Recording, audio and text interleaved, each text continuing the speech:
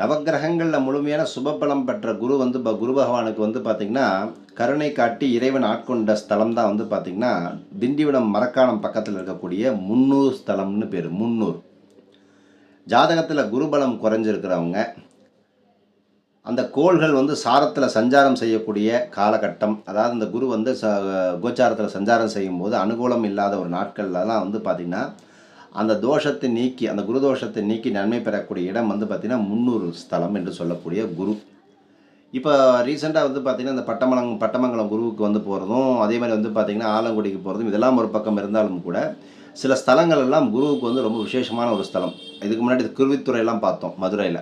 ஆனால் இதுலேயும் வந்து பார்த்திங்கன்னா இந்த சிவன் வந்து பார்த்திங்கன்னா குருவுக்கு ஆட்கொண்ட இடமாக இது சொல்லப்படுகிறது. ஸோ அதனால் உங்கள் ஜாதகத்தில் இந்த குருவினுடைய அமைப்பு எப்படி இருக்கோ அதை பொறுத்து தான் அந்த பாக்கியம் உங்களை வந்து சேரும்.